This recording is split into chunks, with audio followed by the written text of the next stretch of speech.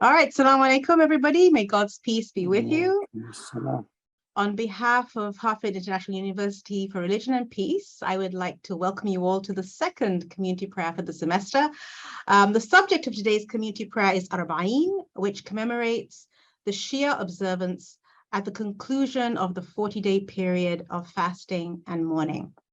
Presenting on this topic, we have two distinguished members of our Harvard International University family who will share what Arba'een is and experiences and prayers associated with this time. Dr. Ali Shakibai is a friend and member of the Muslim community here in Connecticut. He is a retired physician and is concerned about socially related issues in our community. He serves on the board of trustees for Harvard International University.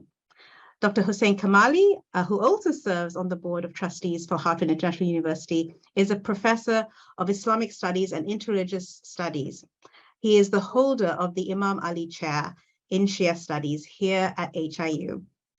I would like to ask all here to please hold their questions till the end, or feel free to type them in the chat, and we'll get to them either at the end of this session or in the 30 minutes following during our informal chat in Holy Grounds over a cup of coffee or tea or light beverage. So let us begin. Gentlemen, the floor, or rather the screen, is yours. Okay. Thank you so much, Professor Grafton, my dear colleague, Ms. Mansour, and everyone who is in attendance and in presence of our weekly community prayer. The Arba'een is a commemorative occasion, as my dear colleague, Ms. Mansour, already mentioned. It's an occasion to commemorate the Prophet, his beloved family, especially his beloved grandson and his granddaughter, their children, their friends and family and companions. The word Arba'een, an Arabic word, means 40, and also it has come to mean the 40th in common usage. 40th of what? To be in mourning, to stay in a state of mourning and lamentation for 40 years, for 40 days after a loss is common, is a typical Muslim practice, as it is in some other religious traditions and communal traditions. And these 40 days commemorate, or this 40th day commemorates the martyrdom of the grandson of the Prophet. It is to remember, to commemorate what the Shia Muslims know and revere as Imam Hossein, God's peace be upon them, he and his family and his grandfather, the Prophet Muhammad. So Imam Hussein was Prophet Muhammad's grandson. Let me say a few words by sharing this stunning fact from Muslim history. It's a stunning fact in Muslim history that merely 50 years after the Prophet Muhammad died, in fact, less than 50 years, his only surviving grandson, along with members of his family, sons, daughters, supporters, were massacred. This event is known as Ashura, referring to the 10th day of the first month of the Arabic lunar calendar. That month is named Muharram, in the year 680, which is the year 61 of the Muslim calendar. The Prophet's only surviving granddaughter, Zainab, was also taken into captivity at the time. And this happened within only 50 years after the Prophet. Less than 50 years, if we are counting in solar years, and merely 48 years. One need not and should not limit or reduce this stunning fact to some sectarian partisanship. It is worth pondering and thinking about for anyone with the slightest interest in the meaning of Islam and its historical development. In our meeting today, during our community prayer at the Hartford International University for Religion and Peace, together with Dr. Shakibai, a most respected person, a caring cardiologist, and an esteemed member of the Board of Trustees of the Hartford International University, as Mansour mentioned. We will together say a few words about Arba'een. Let me first share a short part of a recitation that we know as the recitation of Arba'een, or Ziyarata Arba'een, because Arba'een is a commemorative occasion and also an occasion for pilgrimage and visitation, and therefore this is called a ziyarat, or a visitation recitation. I will play this for a few seconds. Let me share my screen.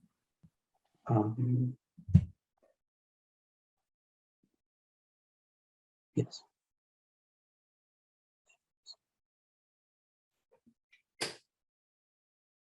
I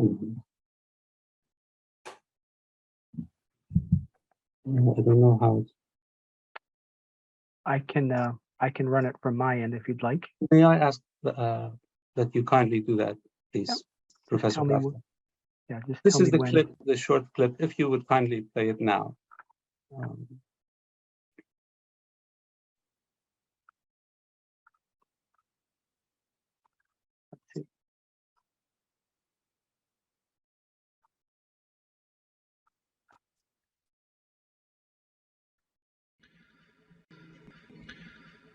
بسم الله الرحمن الرحيم السلام على ولي الله وحبيبه السلام على خليل الله ونجيبه السلام على صفي الله وابن صفيه السلام على الحسين المظلوم الشهيد أشهد أنك كنت. May I ask that we stop here? So I have recorded about 3.5 minutes, but I will stop here so that we, in the interest of time, and just translate this short 1-minute clip. It is, as I say, a recitation in reverence. It begins with the name of God, the compassionate, the merciful, and says, "Peace be upon you, O friend of God. Peace be upon you, the one who is chosen by God and who were born to God's chosen one. Peace be upon you, Imam Hossein, the martyr." And it continues, and the continuation is a series of statements of witness that the person who recites it states that she or he has come to stand as a witness that Hussein and those who fought with him, along him, not with him, not against him, but those who fought alongside him, distanced themselves from wronghood, from falsehood, and they stood as witnesses to the truth. This is a long recitation that usually takes about 7 to 10 minutes, but I only translated this in a very condensed form.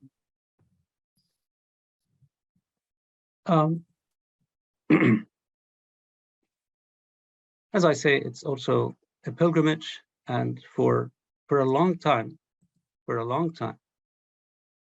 observers have been fascinated by the variety of cultural performances that evoke intense emotions during this commemoration, this momentous turning point, whether it is at Ashura itself, or later on after this, the passing of this 40 days. There is fasting, there is public demonstrations of grief, of chest beating, as you may have seen. And I would be glad to take questions at the end.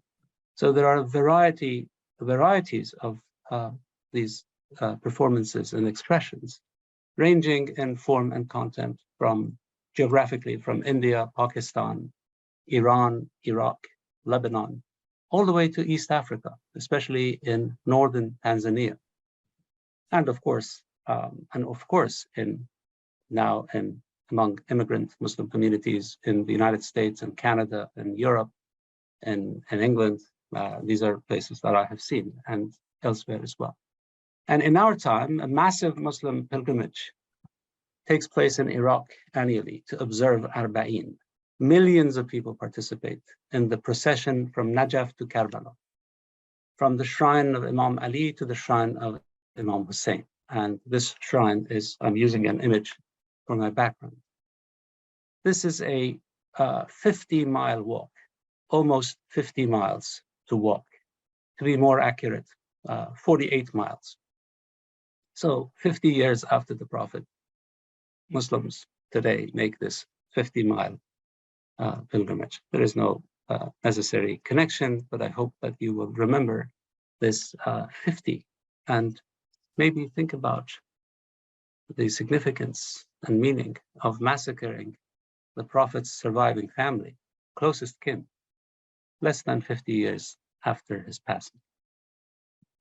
Processions for Muharram, Ashura, and Arba'een have been traditions in Zanzibar and Tanga as well, in East Africa, as I said earlier, ranging all the way from all the way to Dar es Salaam, all the way in Kenya as well, and at the foothills of Mount Kilimanjaro, and also in the United States. Some of the forms of recognition, and I wouldn't use the word celebration, but recognition, are annual blood drives that Muslims uphold, commemorating Imam Hossein and his standing for truth and justice. So Shia communities across the United States today mobilize to give blood. And there are blood campaigns every year given in the name of Imam Hussein. There are campaigns hosted and upheld by Muslim lawyers, Shia lawyers, justice in the name of Imam Hussein, doing pro bono work for people in need of legal representation. And of course, the idea of standing against tyranny, against injustice, is the DNA, is the fundamental DNA of the Shia understanding of the Prophet's message of Islam. At this point, I would like to turn to Dr. Shakibai. I'd like to turn the floor to Dr. Shakibai, and I'll be here for further conversation at the end of the community prayer at 12:30. Thank you.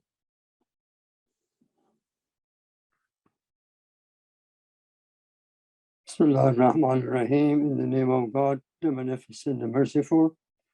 Assalamu alaikum wa rahmatullah. The blessing, the peace and the blessing of the Lord on you all. Thank you very much, Professor Kamali, for this assignment. I enjoyed and learned from your statements. What I have done as a student, I have prepared about several statements from the Prophet, peace be upon him, and a few statements from Imam Hussein himself, peace be upon him, and from Imam Ja'far Sadiq, the sixth Imam of Shia. They echo what you have said, and also all of them are really from the Quran itself. But the Prophet has said, the example of my household is like that of Noah's Ark. Whoever boards it shall get salvation, and those who refuse boarding it shall get drowned. The point is, this is the statements of the Prophet was prior to the event of Karbala. All those people who were fighting against his grandson, most of them, they knew what the Prophet has been said, and they were supposed to follow. But second statement, those who go to a rich and powerful person and express their humbleness for his or her, for the sake of wealth or power, will lose third of their religions, a third of their faiths. Very strong statement. Third one, do enjoin the good and do forbid the bad, the evil. Otherwise, evildoers will be installed over you. Then your calls for the best among you to rule will not be heeded. And finally, decidedly do enjoy the good and do forbid the evil. Otherwise, the curse of God will be fallen upon you all. Of course, the curse of God is the result or outcome of our irresponsibilities. You see that Imam Hussein alayhi salam was following the order of the Prophet himself. And a few statements from Imam Hussein, peace be upon him, himself. He says, death with dignity is much more superior than a life with humiliation. Another statement, I do not consider death in the way of truth, but prosperity, and do not consider living along with tyrants and oppressors, except affliction and anguish. These statements are even prior to the event of Karbala, and everyone knew that he has made these kind of statements. The next one is, if religion of Islam, said Muhammad, the surrender to God, cannot be survived without the sacrifice of my blood, O swords, come and get me.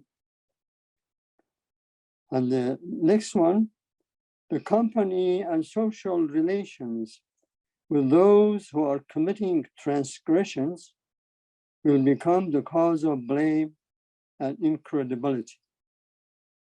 And the final statements of him, which occurred at the time of Ashura itself, when the large army of the Yazid were trying to assassinate him and kill the families and so forth, he made this kind of statements, which is really a statement, a reminder for humanity.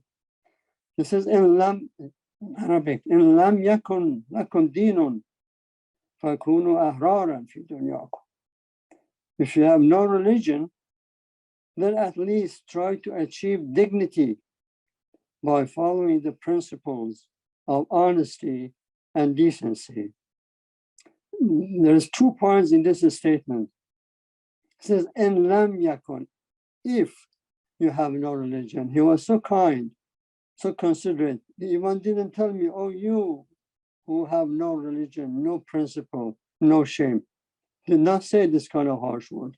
If you don't have religion, then try to become ahrar. Ahrar is the plural of hur.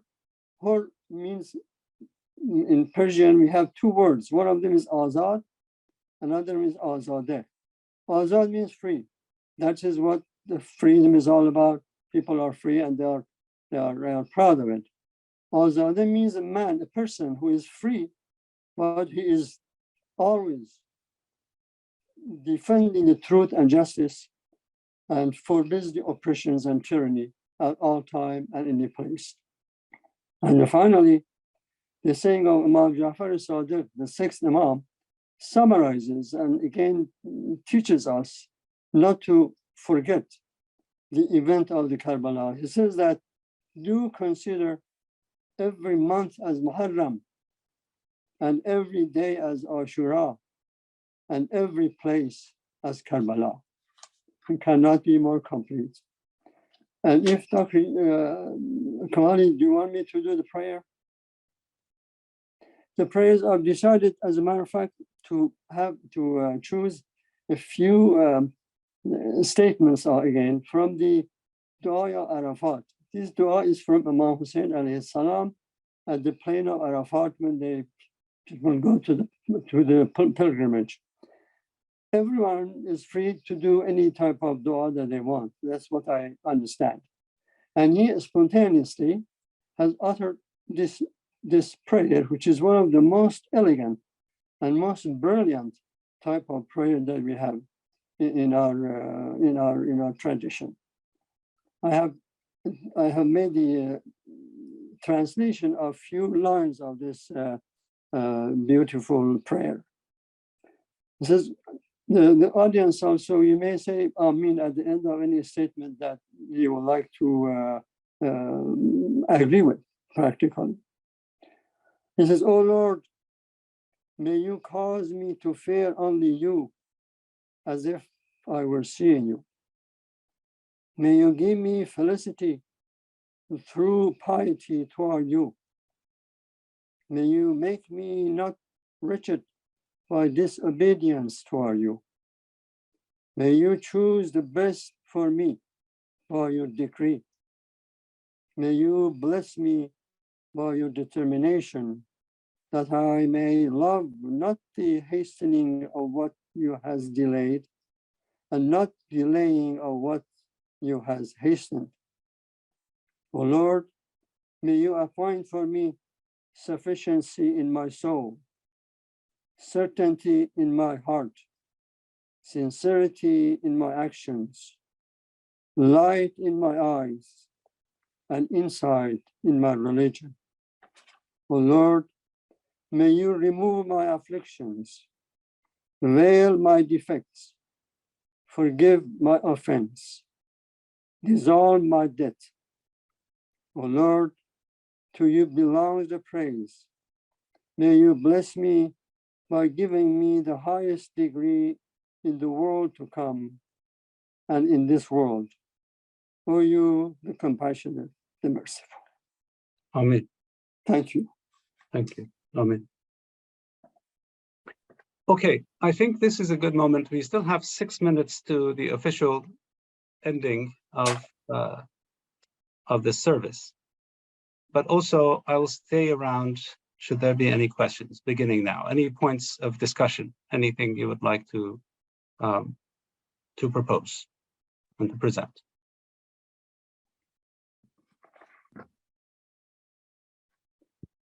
No?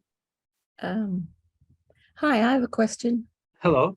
Hello, I'm Max I'm doing a MA in chaplaincy, and it's my first time to anything in Hartford. I'm This will be the first of many, many other occasions. Yes, this is wonderful. I spent quite a lot of time in the Middle East, and so I'm a little familiar with Islamic traditions, of course, and culture. But I'm fascinated by this story, which I didn't know about. And I was just curious if the Sunnis also respect Hossein and this tradition, because it seems that they would hate Yazid.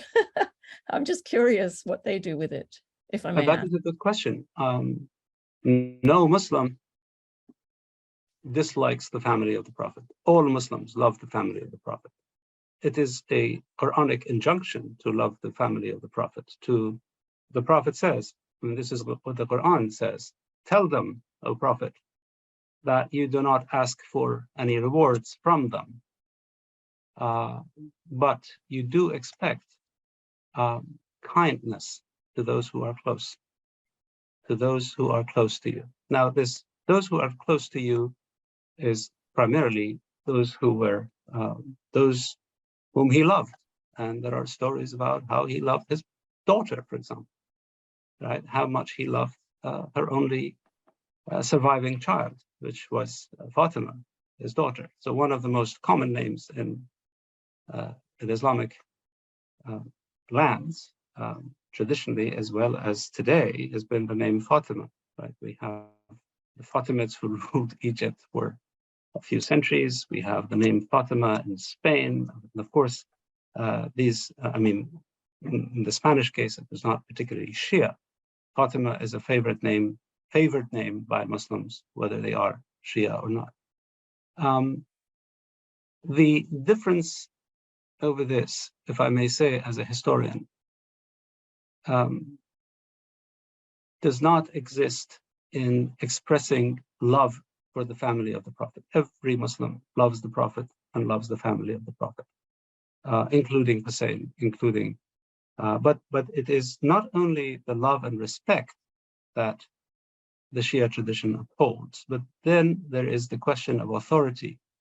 That is not shared universally among Muslims, right? The level of the implications of this love and respect, right? Does this extend into the realm of politics and polity and running the affairs of Muslims or not?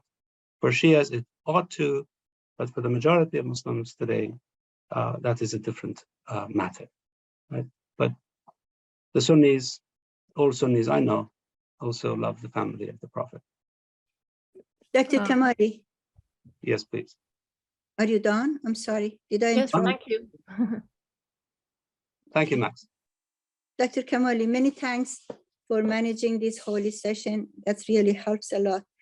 I just ask you that the poster behind you is a shrine of Imam Hussein. That's right. That's right. Thank you. So That's beautiful. This is an image of the pilgrimage on Arba'een. Oh, wow. This year, the pilgrimage will be on the 17th of September because the Arabic calendar is a lunar calendar. It moves 10 days every year. It moves back 10 days according if we have as the basis of our comparison the solar year, whether it is the Christian calendar or the Islamic solar calendar. So it rotates throughout the year, throughout the years. So most likely, from what we know, Ashura took place in October of the year 680. And the pilgrimage, after 40 days, lamenting and mourning the massacre of the Prophet's family, took place sometime in late November, early December of the year 680. And this procession, this expression of remorse and lament, or just imagine, forget about the Islamic case for a moment. Imagine the Prophet has come with a message from God, the book of God, the word of God, the teachings, uniting the society and everything that we know about Islamic history. And then 48 years later, the entire surviving family, closest family, is massacred. Yes. So sad. Yeah, if I could Please, say Professor thank Mark. you. Yeah, thank you so much for this this session.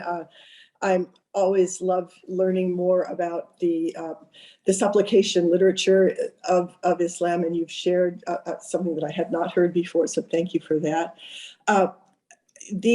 There's a collection of prayers, supplications attributed to Zain al-Abidin, who survived the massacre. And I wonder if you could talk a little bit about the significance of that collection. Really launched my own dissertation, just finding that and reading it and realizing how incredibly beautiful these prayers are. And I do think there's relevance reading them as examples of how to lament, that can be valuable no matter what your religion is. So I wonder if you could talk a little bit about that literature a little bit more. Thank you, Professor Mosher.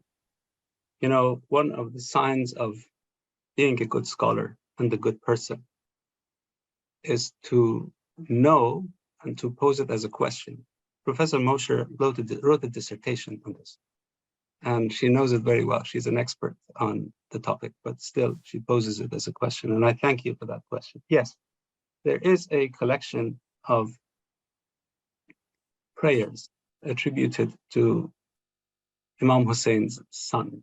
So that would be the Prophet's great-grandson, who died in the year 94 of the Hijri calendar, which would be 100 and I think the year would be 99 or 100 of the Christian calendar. No, 94 would be around 710, right? Around 710. 710. And from him, we have a collection of prayers that William Chittick, the American scholar, professor at SUNY Stony Brook, has translated beautifully as the Psalms of Islam. So he calls it the Psalms of Islam. Beautiful. It is. It conveys the meaning in a similar way that the Book of Psalms is so central in our worship, all of us, right? And I think it is, and it should be for Muslims as well, and expressions of praise for the Lord.